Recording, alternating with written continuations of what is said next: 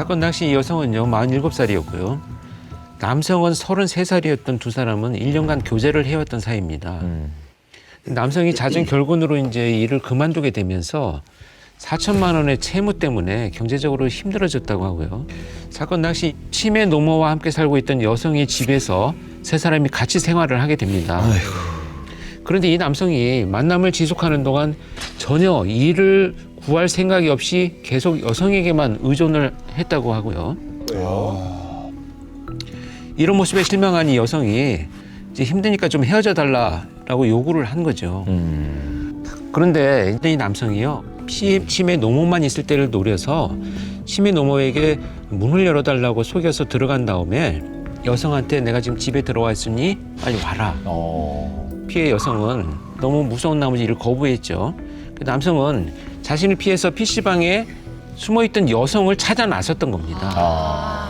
그리고 도로 위에서 이제 쫓고 쫓기는 이 상황이 전개가 된 거죠. 어떡해. 그래서 이제 진술하고 나서 이제 남성 풀려났죠. 사실 경찰에서는 구속 사유가 되지 않기 때문에 그나마 시간을 확보하기 위해서 아마 남성을 먼저 내보냈던 것 같아요. 근데 이후에 여성이 지구대에 가서 진술서를 작성하는 사이에 함께 살던 집에서 이 남성이 흉기를 챙겼습니다. 그리고 이제 여성의 차가 세워져 있었던 이 PC방 주차장에서 숨어서 여성이 오기만을 기다리고 저렇게 범행을 저질렀던 거죠. 너무 충격이다 진짜. 그런데 이런 엄청난 계획을 꾸민 정황도 확인이 된다고 지금 하거든요. 어떻습니까? 네, 그렇습니다. 경찰이 수사 중에 이 사건 이후에 남성의 휴대전화에 대해서 포렌식을 실시했고요. 그 과정에서 밝혀진 사실인데요. 휴대전화로 살인 계획, 죽음 암시, 우울증 사진 등을 검색한 기록이 남아있던 것을 경찰이 발견한 것입니다. 그럼 이제 집에서 나온 순간부터 이제 갈 데도 없고 하니까 막 우울증으로 뭔가 위장을 해서 계획적으로 살인을 한 거죠? 쫓겨난 셈이 된 거니까 자기 집이 아니었잖아요. 얹혀 사는 거였으니까.